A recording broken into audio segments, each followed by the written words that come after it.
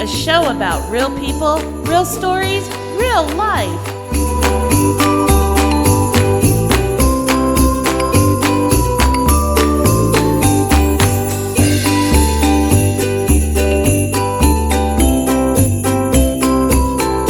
And here are your hosts for the third chair, Peter Grigg and Doug Bazeski. So, Doug, I understand one of your friends and acquaintances is on the show tonight. That's right, Dick Crabtree. He was a minister for over 50 years. He was a minister of one of the biggest churches in the United States in Cincinnati. And a golfer. Toledo, and a golfer. A hole-in-one. He's in got England. More than one. Amazing. Well, it was actually in Scotland. In Scotland. Well, that's kind of British. That's like a little north of England. Oh, wow. This is the first time this has happened. Anyways, it is truly our pleasure to have on the show tonight Dick Crabtree. Please welcome Dick Crabtree. Merry Christmas, everybody. We are here with our special Christmas episodes. And Peter's in a jolly mood today. Because he just found out what he's getting for Christmas. Yeah. And it wasn't cold for once. Yeah. That's right. And we are very lucky we have Dick Crabtree, who's been a minister, 60, 70 years? 71 years. 71 of his 93 years. So he knows anything in the Bible. That's what he knows. Not quite, but... not quite. And we should have people call in with questions to see how you do. So, welcome to the show, Dick. And I'm going to start with your minister career. When you're a young person, before you... I know this is like ages ago, but why did you want to become a minister? Well, very early in my life. In fact, I was only 6 years old at the time. Wow. We had a visitor in our home by the name of William Grant Burley, who was an old mountain preacher in Kentucky, and he made an impression on me. He had white hair, and he looked like an Old Testament prophet. And I remembered him, and that kind of a factor. And for many years, when anybody asked, what do you want to do, I always say, I want to be a minister.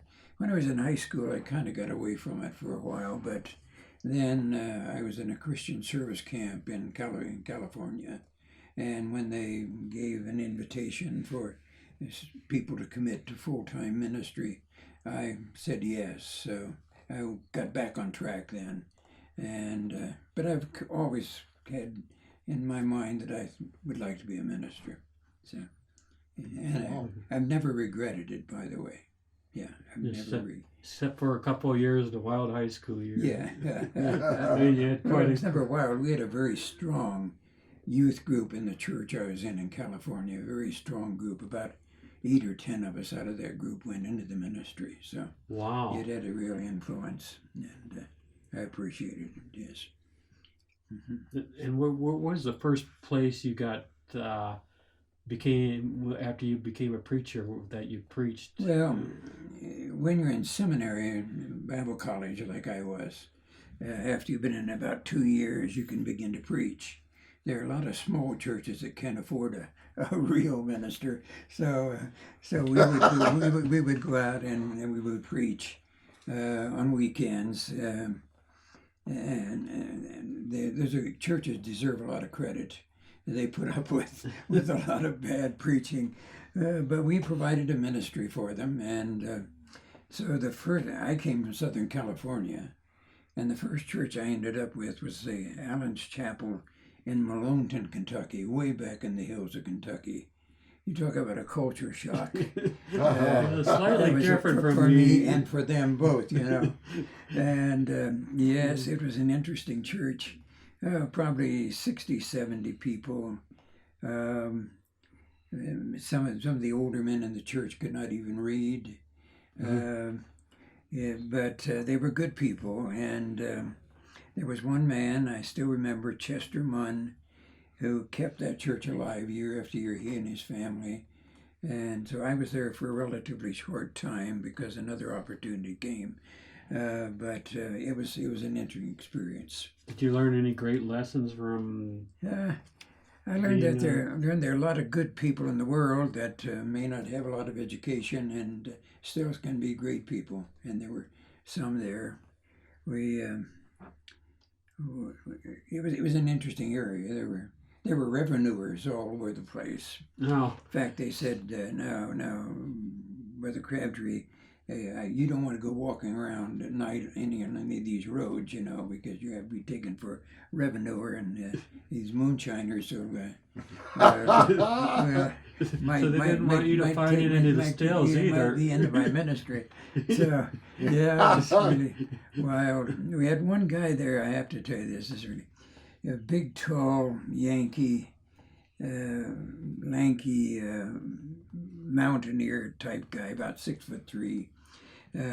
He was a carpenter. He was probably the most affluent person in the community. But he said the sheriff used to deputize him when he was going out. The sheriff would go out, and he was going to go out to destroy a still, and he would take him along. He would deputize him. He said, I was the back door man. And he said it was my job to get on the back door, and I would stand there like this because I knew the minute he knocked on the front door, this guy was going to come busting out the back door. He said, I've been knocked off more back porches than any man in Kentucky. And then 6'3". Yeah, but the interesting thing was, he said he then had to smash up the still. Since he was a carpenter, he'd come back and say, Jess, I'm really sorry we had to bust up your still, but if you want, I'll rebuild it for you. So he had things coming and going, didn't he? But they were interesting people, yeah. I don't know. I was surprised. I thought, these people don't understand me. I don't understand them. But Chester Munn, who was the leader of the church, when I left, said, Dick, we're really sorry to see you leave. And I was surprised. Because I thought it was a total failure. Yeah. So what was your biggest challenge? Just understanding the people there? Yes, it's really totally different. Elder Jones was one of the leaders of the church. He was an elder. He had the grocery store, a small grocery store, and they also had the post office there. Elder Jones had the idea that because people died in bed, if he didn't get to go to bed when he was sick, he'd never die. He died in a rocking chair in the living room. But they were interesting people. Was there any snake handling? No, well, there was in that area, yes. There was a lot of it in that area, yes. But none of the churches you were at. You didn't. No, I did was, you do a little no, rattlesnake handling, Dick? No. Stay out of that, yeah. Peter loves steaks. Yeah, I studied venomous snakes. Yeah. Well, I used to play with snakes in Arizona, bull snakes, which look like rattlesnakes, but they're harmless. But harmless. Yeah. No, there were. How old were you when you played with bull snakes in Arizona? How did I? Or how old were you then? Oh, probably 10 or 11. Yeah. And what would you do to these poor snakes? Oh, just play with them. They're big snakes. They'll be 6 feet long, and they look very much like a rattlesnake. I was in Prescott, Arizona at that time. I was in Arizona, and they used to have the men of the community did a imitation of the Hopi Indian dances. They call them the Smokey Indian dances. Oh, and they incorporate snakes in the. And they would collect snakes down in center of Prescott, Arizona. Have a big pen, and people would bring snakes. They'd mix the venomous and the non-venomous. They'd have both. No, these are all innocent. Oh, these were all innocent. Yeah, I know. Some of the Hopi They were not did mix dangerous their at all, snakes. but they would dance with them in their mouths. So I had an interesting experience with it. I had a baby burro at that time. Oh, wow. And a cute little baby burro. And they heard about it, and they asked, and they always some children there dressed like Indians to be a part of the background for this.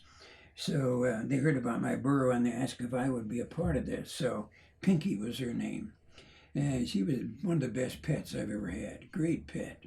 And this little burro. So what we were supposed to do is we were supposed to walk out at one end they had this big mocked up of a building of an Indian village. Walk across to the front, and there was an artificial tree, and we were supposed to get down there. Well, it worked fine in rehearsal, but when we got out there and Pinky saw this great crowd of people, she wouldn't move. So That's hard to move I'm a burro. I'm pulling the burro, and the other kids are pushing from the back. So we were kind of the hit of the show, I must say. But one other thing, we just had a beach cloth on.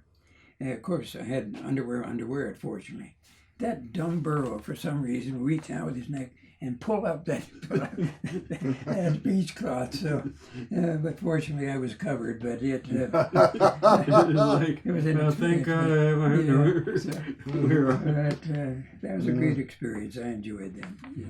Yeah, well, let's talk about more of your great experiences after we come back. Yeah, okay.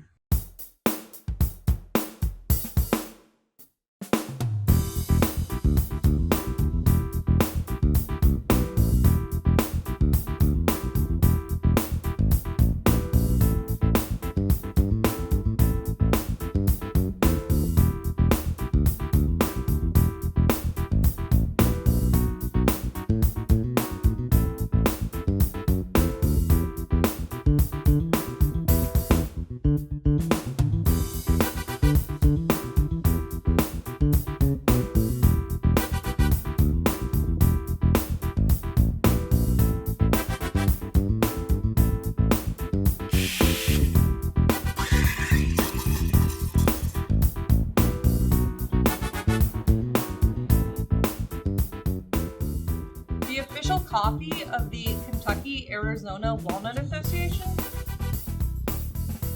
It's kava.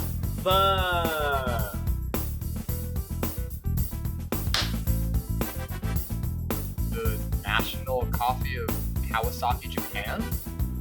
It's kava. Hiya! Is it the secret elixir of the surfers in Hawaii? Or is it the secret island recipe of Kona, Koala, Kauai, or Cola? It's kava.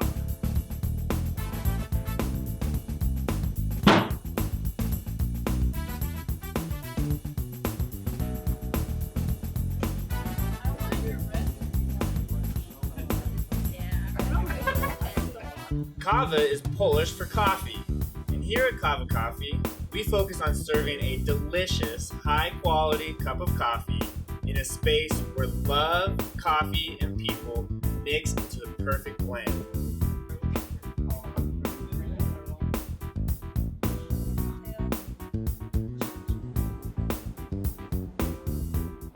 We value our relationships with our customers and our roasters. Buy locally whenever possible and truly have the homemade touch. Our pastries, syrups, and even our almond milk are made in-house.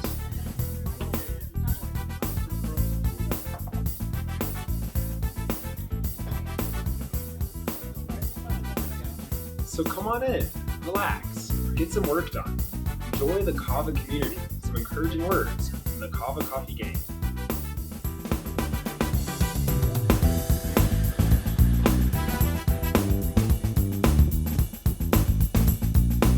Kava Coffee. Be awake.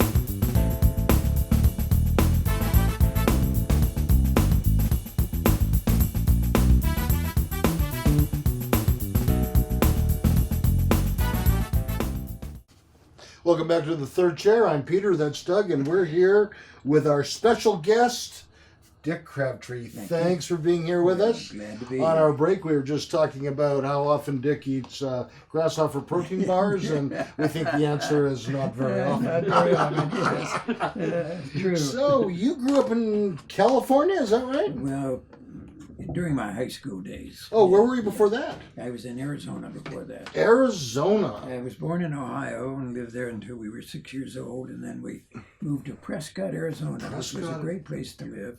Mm-hmm. And I was there from the time in second grade through the 8th grade, and then we moved to California just as World War II started. Yes. Now, I spent 12 years in Toledo, Ohio. Oh, yes. And you know what they say about that? You know, I spent 12 years, or 12 years was a day or something like that in Ohio.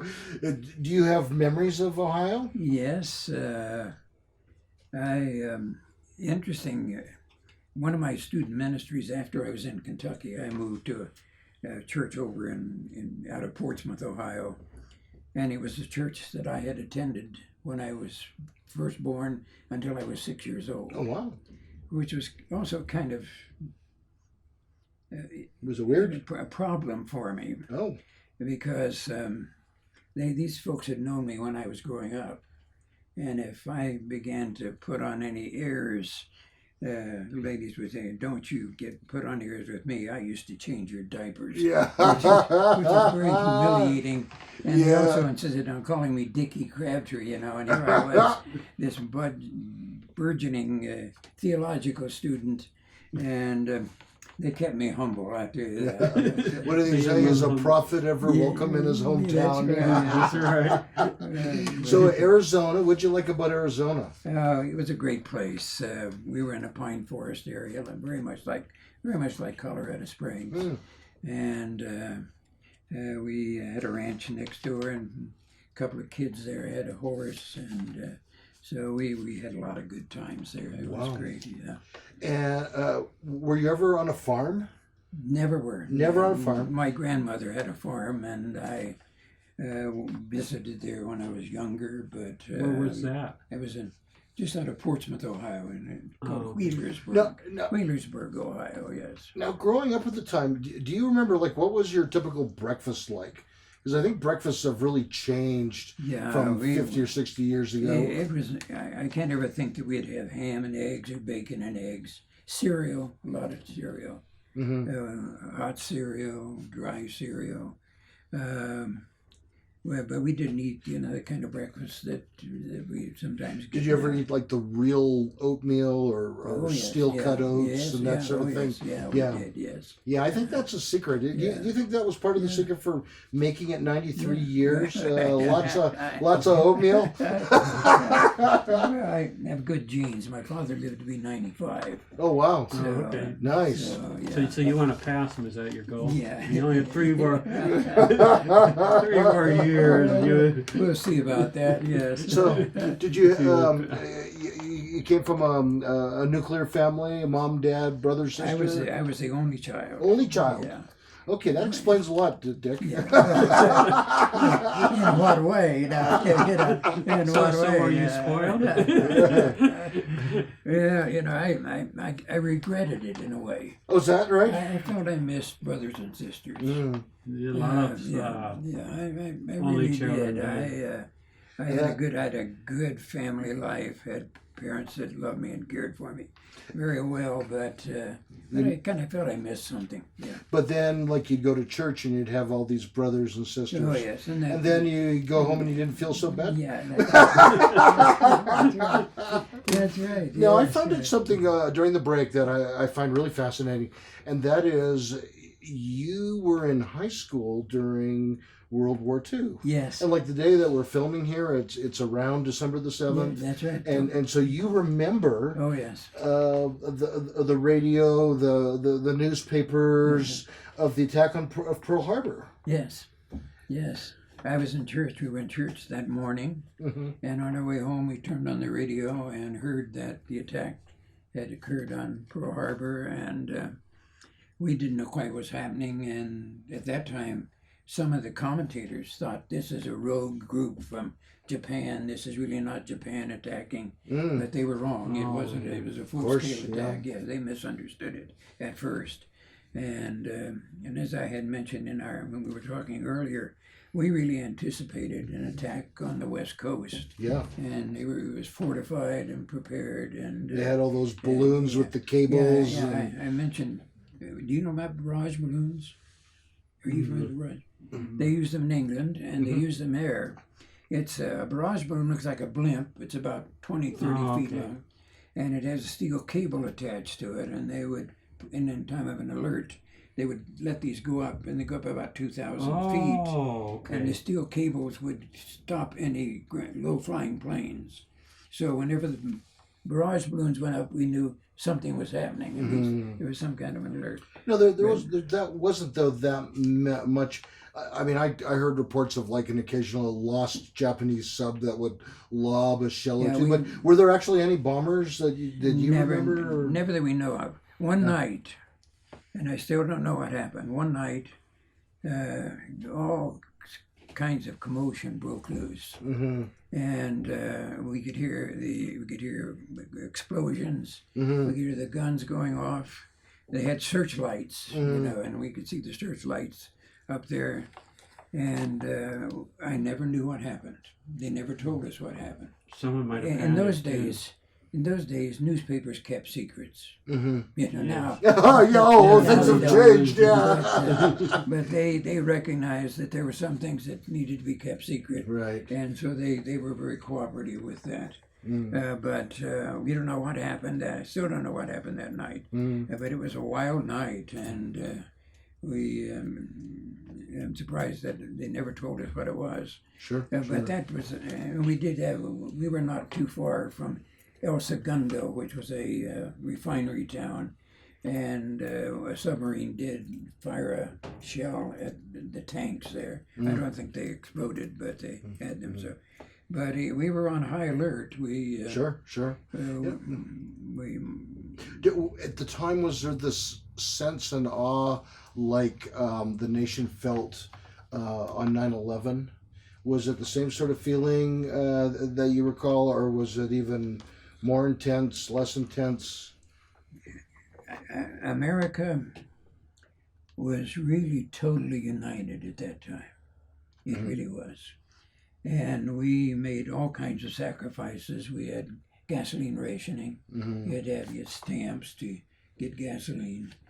Butter rationing? Butter was rationed. Meat was rationed. All of this. But no one complained. My father worked 1.5 jobs. He would do an 8-hour work there, and then he'd go to Douglas Aircraft and put in 4 more hours building planes, which was common. America was united in a terrific way. There was little complaining about rationing or anything, and people were willing to sacrifice because we realized we were in a serious situation. Did you have a victory garden? No, we didn't have that much land, but a lot of people did. And but it in a way it was a good time because we had such a attitude of unity and didn't complain much about all the areas in which we were deprived. Were you? How soon after World War II were you married?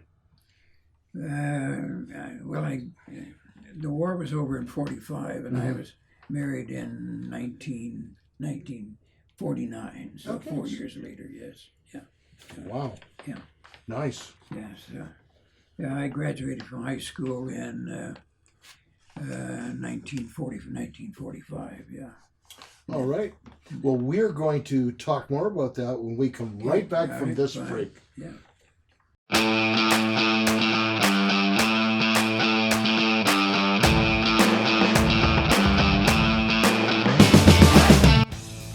Hi, I'm Peter Gregg.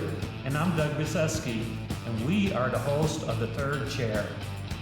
We are here at 9 Round Kickboxing in Colorado Springs, shooting a little of what we call B-roll for episodes 1, 5, and 6. Yes, Peter is about to get his butt kicked while I eat a hamburger. Subscribe to our YouTube page to watch these episodes. They are a sight to behold. Follow us on social media.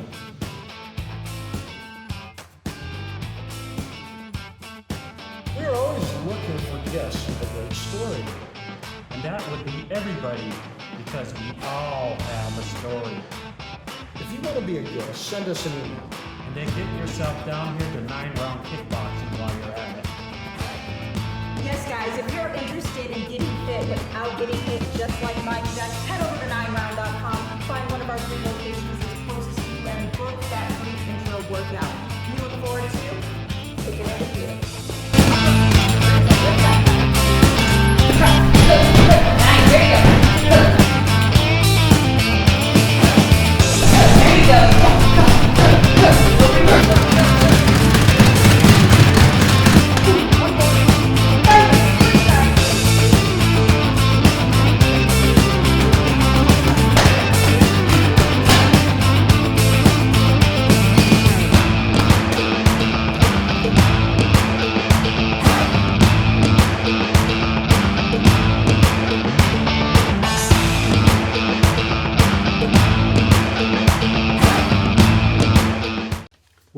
back to our special Christmas episode, as you can see by our Santa hats. All three of us are wearing. Ho, ho, ho.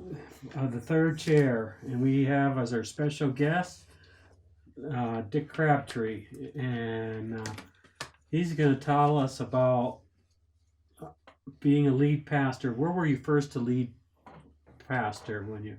Well, I was the lead pastor in those student ministries I had. That's all they had. Oh, okay. So, in fact, I have never served as an associate. My first full-time ministry was at the White Oak Christian Church in Cincinnati, and I was the lead pastor there. It was a church of about 150, and I was there for 19 years. Oh, wow. And then I moved from there to First Christian Canton. But yeah, I was never an associate. It just so happened. Years ago, we didn't have as many associates as we have now. Churches were staffed much more sparsely than they are now. And now, at Academy Christian, we've got 25 people on the staff.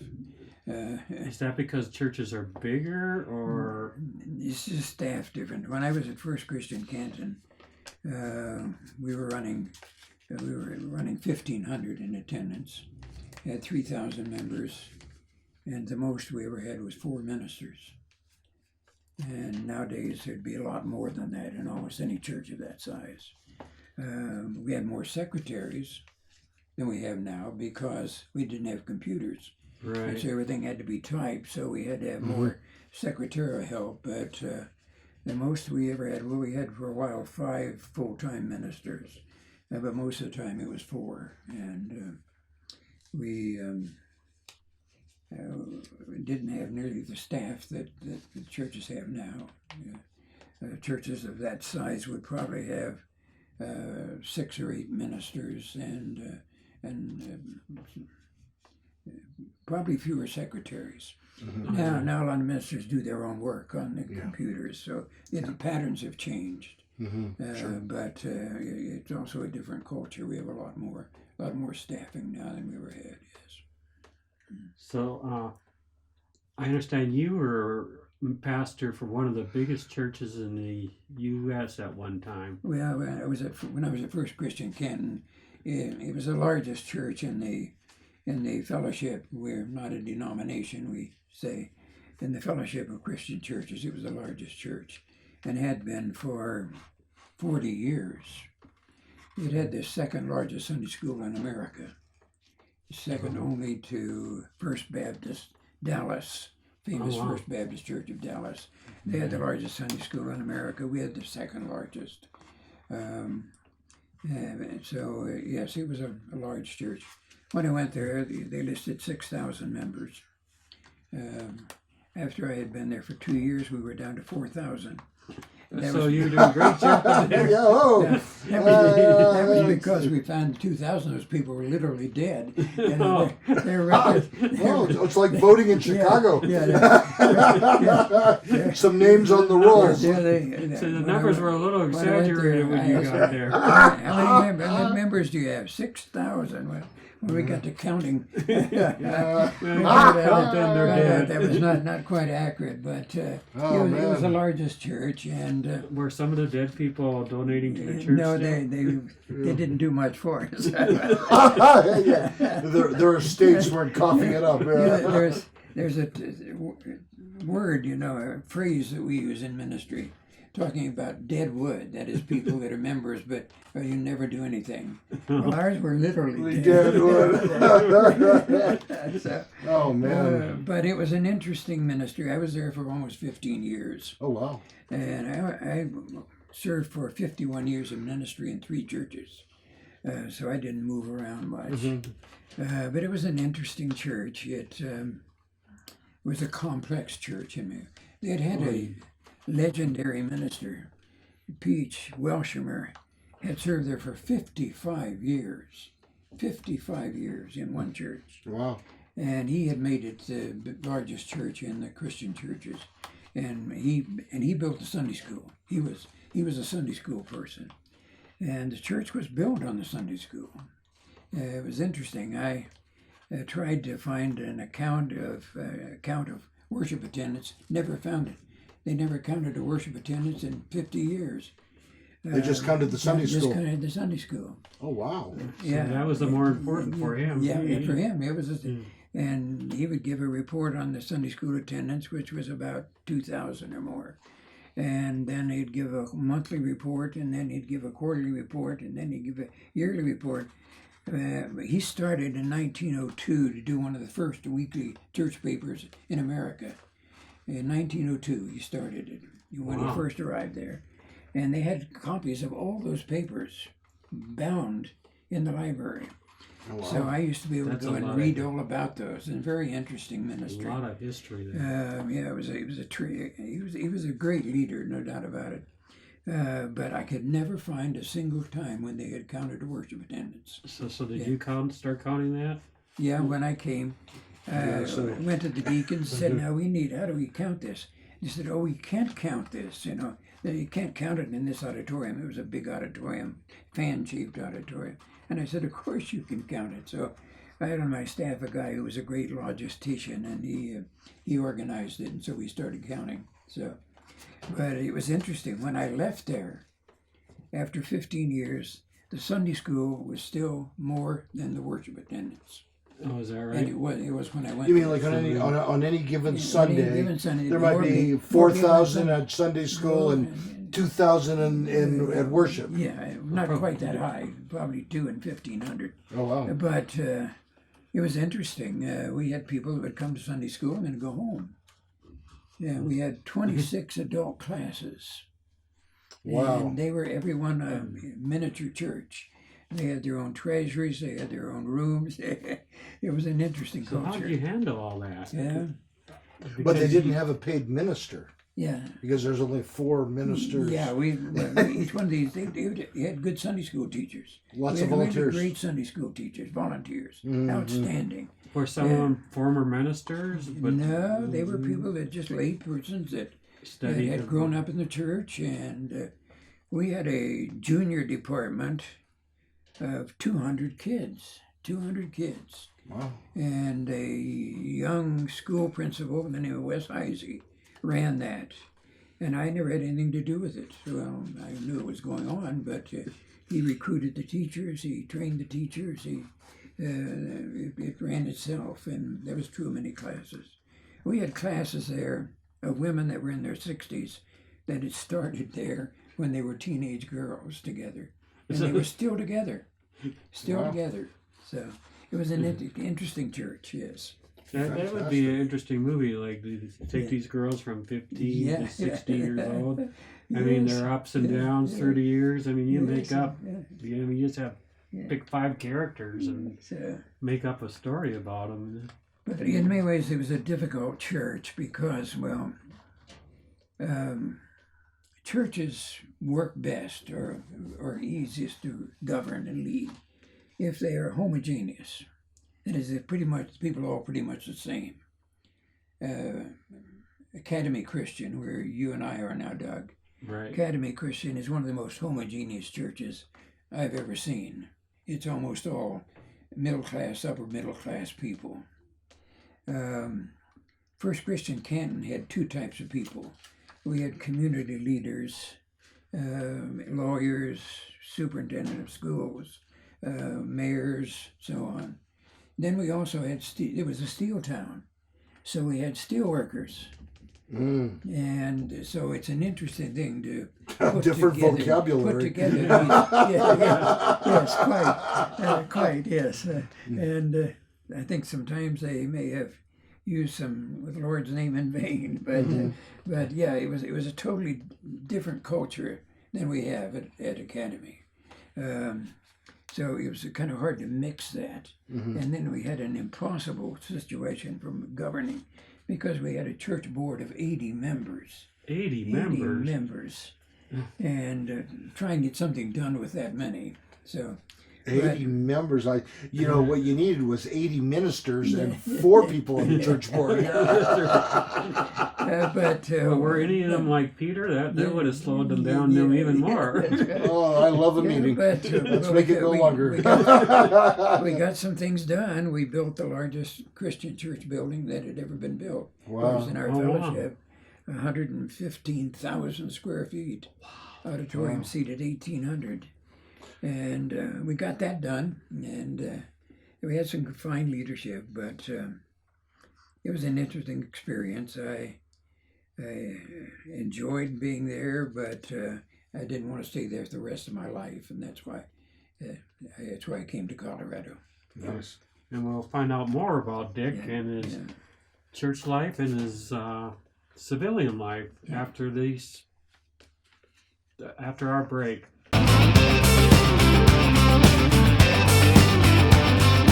Doug, most of our viewers and followers know that our new episodes come out on YouTube on Thursday nights. Right. But we have a new announcement about the third chair. Exciting announcement. Starting with the older episodes, they're now going to be on a TV channel.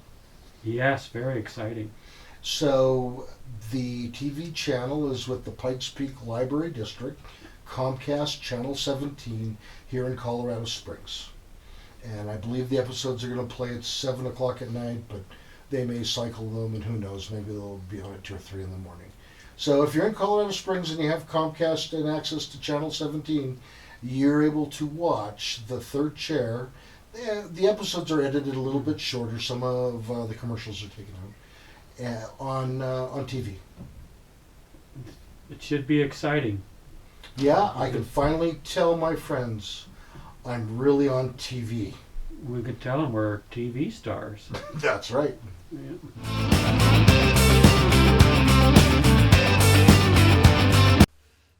Welcome back to the third chair. I'm Peter, that's Doug, and we are here with our special guest, Dick Crabtree. Yes, Thank you right. for being here. It's a I pleasure. promised you during the break that we'd have a chance to talk about your wife. Yeah. So please, I know you were married quite a long time. Yes. Tell us whatever is on your heart about your wife. Well, one of the great accomplishments of my life was marrying June. Her June. name was June. June Lord. I was in high school when we met in high school. Interesting, the last week of my last year at high school we met. But June was our high school superstar. She had the lead in every musical. She was singing for the studios. She sang for MGM, sang for Republic. Oh, wow. She was in. Her voice is in a movie, isn't it? when Her voice, or she was in a movie. Yes, she was in. She did extra work, and she did the original music. She was in the chorus that did the original music for the Harvey Girls, Atchison, Topeka, and Santa Fe song. Oh, wow. They were the first ones to record that. The Harvey Girls starred Judy Garland, right? Yeah, right. Maybe we can But, get a clip of that when I was for the working, show. When I was working at J.C. Penney Company for 60 cents an hour, June was making $50 a day at the studio. Oh, wow. $50 a day. That's pretty good. Yeah, that was yeah. real money at that No time. women's pay gap Yeah. there. She was a member of the Screen Actors Guild. Really? And she was in the screen. She did some extra work in the Andy Hardy series. Oh yeah. Yeah. She Mickey did extra Rooney and work in Judy that. Garland Yeah, again. right. She did some extra work in that. But she was our high school superstar before we met. She had been dating and going around with the president of the student body, Bob Finch, who later became lieutenant governor of California, Oh, wow. and also was in Reagan's cabinet. Oh, okay. But she didn't marry him, She though. didn't marry him. Yeah. No. She got better. I graduated in 3.5 years, and I graduated in February, and it was the last week of my last year. Of college or high school? High school. This is high school. That's And I was in a physics class, and June was in the physics class. And for some reason, I know why. I was sitting next to the valedictorian, and he thought I wasn't paying much attention, but I was getting good scores on my test, so he thought I was cheating. So I say he moved me next to June because I knew she couldn't help me. Well, actually, June got a PhD, but she was not real strong in science, and this was a physics class. Well, at any rate, I was overawed to be sitting next to her, first of all, because she had been one of the stars, and she ran for student body president, lost by 50 votes to a guy. So I was pretty much overawed. What I didn't know was that she had made a wager with her friend Sally that before the semester was up, she could get me to ask her out. So, but I was pretty clumsy about it. I still remember I was talking with her and talking about the basketball game, and I said, "Are you going?" And she said, "Well, I don't have anybody to go with." So I said, "That's the beginning." I invited her, and then I went back to Cincinnati. After I graduated, I went back to Cincinnati, what was in Cincinnati Bible Seminary. She went to the University of California in Santa Barbara, which was a fine arts campus. And she was a music major there. And again, had the lead in all the lead things there. And we kind of got separated for a while. And so she was dating the student body president at University of California, Santa Barbara. So she liked those student body president. She did, those guys. At any rate, we got back together, though.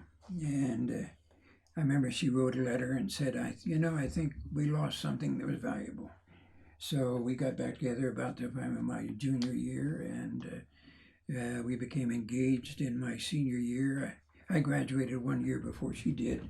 And as soon as she graduated in 1949, we married. And then she went on she was an educator. She had thought at one time she'd be in music performance, but that's a really tough thing to get into and very, very difficult. So she became a music educator, and she taught music for a while, and then moved over when our son was born, moved over to elementary because it took less time. Music took a lot of rehearsal time. And so she became a teacher, and she began to get some special assignments. She moved on to become a school principal. Oh, wow. Well, first she was a supervisor of adult student of education, supervisor of education in a large school district, 15,000 school district. And then she got her PhD, and she was teaching then at University of Akron in their education department. So she was always an overachiever, really was. So you had the big churches, and she had the big district. Yes, and she was she was an outstanding educator. She always seemed like she was the ones that got the top jobs and got the promotions. So, but I've got to say this for June. I admire this greatly. We were at the White Oak Church in Cincinnati, and we were very happy there. I'd been there for at that time about 19 years, and we all knew about First Christian Canton as the largest church in our brotherhood. And when we were in seminary, we used to laugh about, well, who's going to take P.H. Welchinger's place? Well, much to my surprise, one night I got a phone call, and the person I know said, "Would you consider coming to Canton?" And I said, "What for?" Well, they said to become the minister. Well, this blew me out of the water because I didn't even know how they knew about me. But at any rate, I talked it over with June, and at that time she had just received the appointment as the supervisor of elementary education for this large school district. Just that month she'd got it. And I said, "June, we can't go up there. We can't even consider it. You've got this new position. We can't even consider it." She said, "I think we ought to." And I said, "Well," she said, "well, at least let's go and talk." So we did. We went up, and we were there, and I preached for the church, and we met with some people afterwards, and on the way home we talked about it. And I kept saying, "June, we can't do this. You just got this great promotion that you've been wanting."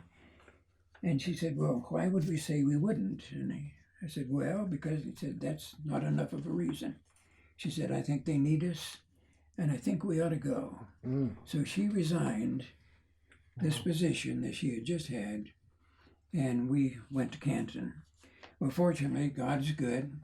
She got a similar position in the Plain Local School District, which was the second largest local school district, not the big city districts outside the city, big city district. She got a position there as the as administrator, elementary education, as the supervisor, and then went on to be a principal there and so on. So, well, we had a good marriage, and I greatly admire the fact that she was willing to make that sacrifice and give up something that she had wanted, because she said, I think they need us, and they think you can help there, and so we did. So I have great admiration. June contracted cancer and died in 2003. She skin cancer. She was very blonde when she was younger, and spent a lot of time on the beach in California.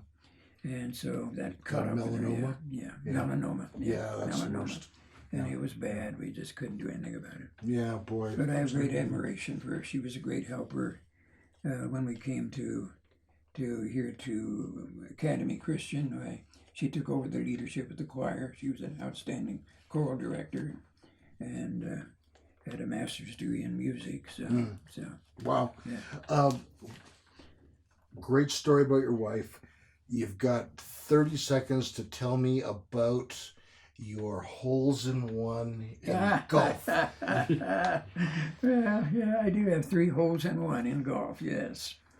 One was in Scotland, and it was on one of the British Open courses, Royal Dornoch. Wow. Which is the northernmost golf course of the British Open courses.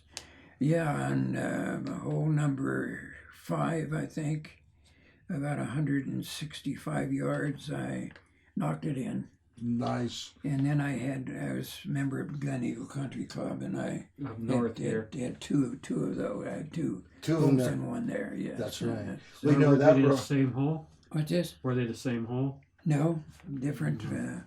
One was hole number 5, and one was hole number 13. Yeah. Well, that reminds me, why do golfers have to bring 2 pairs of pants? In case they get a hole in one. On that note, we're going to be right back.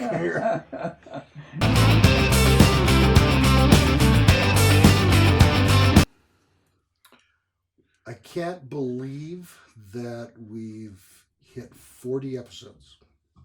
Yes, I knew it because I knew it was a number between 39 and 41. Oh, yeah, you auditors are always the same. Yeah, that's quite an exciting achievement for the company. We've been putting one up a week since, I guess, around March. And now we even expanded. We got 2 guests on location, and then we talked to a lady in Los Angeles live. Yeah, so the kinds of places we went, Twin Lakes, where we did the Amy and Colorado Tight Flies episode. And she did fly fishing. I mean, we She filmed did, yeah, I that. ran for cover.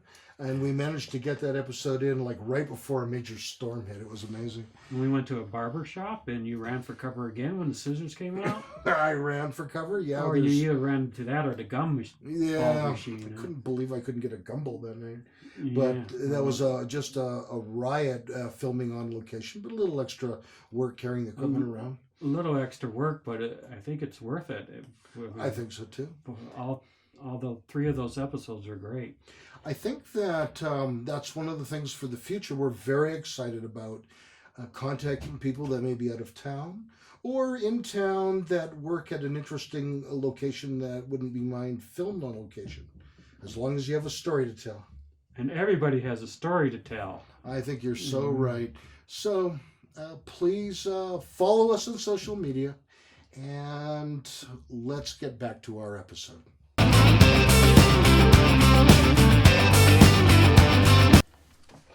Welcome back to the 3rd chair. And Dick, I have a follow-up question to golf. What was the best round you ever shot? I shot par once in my life. I shot a 72 at the Winton Woods Golf Course in Cincinnati, Ohio. Wow. So, at a 72. Right. And that was the par. I shot at 86 once. Yeah. Not quite par. I shot 136 once. But that's pretty amazing because you never golfed. And that was only 9 holes too. Yeah. Now at age 93, I'm having trouble breaking 100, as you know, Doug, as we play together. So. But I've seen you break 100s in the last couple of years. Yeah, so I have occasionally. that's impressive. Yeah.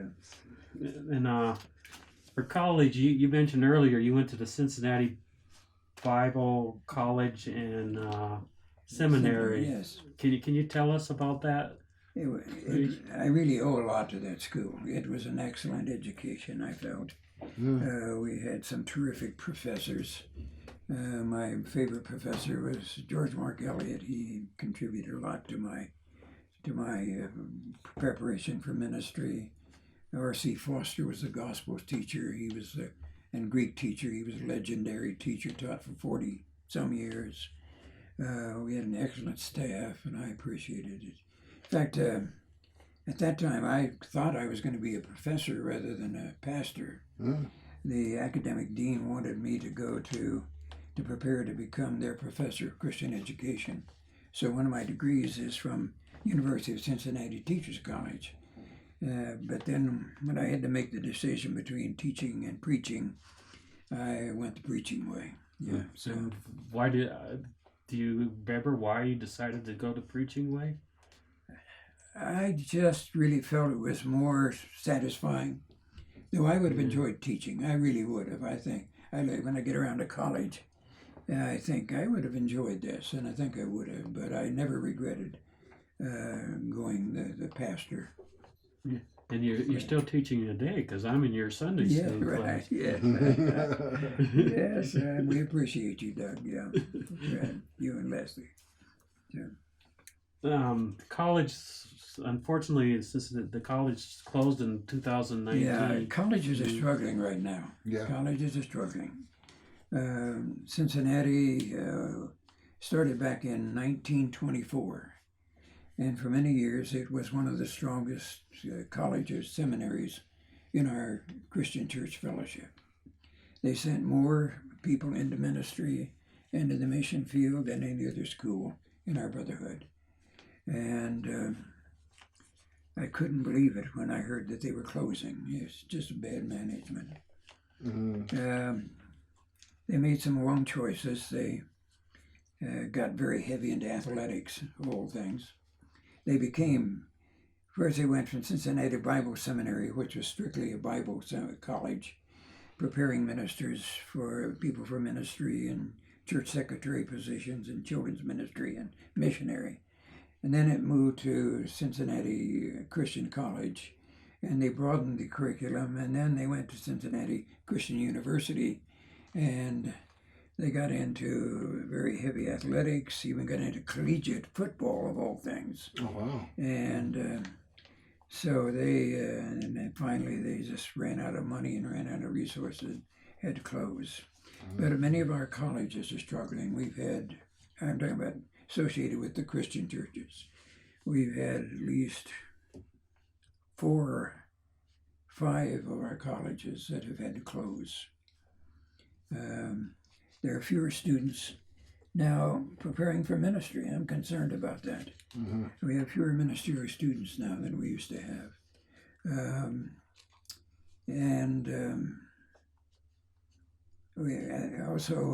It's expensive to run colleges and seminaries.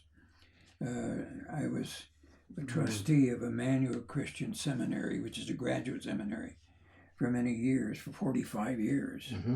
They finally had to merge with Milligan College across the road, which is another one of our Christian colleges, in order to survive. It's been a good merger, but it just shows that it's hard for schools. Schools are struggling. And it's true not only among Christian churches, but it's true among many denominations and evangelical groups as well. Yes. No, that's too bad. So.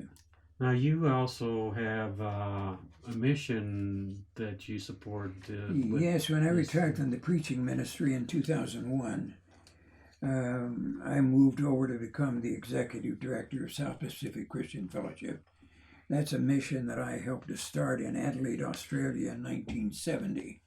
And we learned there of the fact that the Christian churches were struggling there. And so I got some guys together and we organized South Pacific Christian Fellowship. And we've been at it ever since. And it's been now, about a years, 50-some years. I moved over to become the executive director of South Pacific.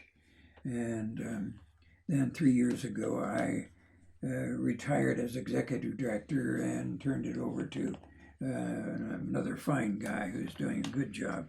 And I'm now the executive director emeritus, which means I'm semi-retired, but I still have an office and I still do work and I still raise money. And that's one of the things I'm doing, yeah. So. And do you want to put your email address? We're going to put up How there. can people contact? Yes, if you'd be interested in contacting us and learning more about, we work in Australia and New Zealand. It's the South Pacific Christian Fellowship. Our email is SPCF for South Pacific Christian Fellowship 222 at AOL.com. SPCF 222 at AOL.com. And we'll put it on the screen. You'll too. put on the screen. We working in a difficult area. Sure. In Australia and New Zealand. And New Zealand, it's estimated that 95% of the people do not go to church. Wow. Oh, wow. 95% do not. Some say as high as 97%. Sure. So it's almost like starting over again in a pagan country. Well, So, We sure enjoyed having you here, Dick. well, I enjoyed it. Fun. yeah, thank you so much for being here. Yeah. And for those of you at home, please like, share, subscribe, and hit the notification bell icon. Merry Christmas to you Merry from 2 Men and a Christmas. Duck Merry Entertainment Christmas. and the Third Chair. We'll see you next time. Yeah. This has been the Third Chair.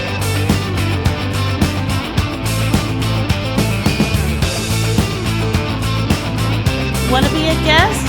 Want to sponsor our show? Send us an email.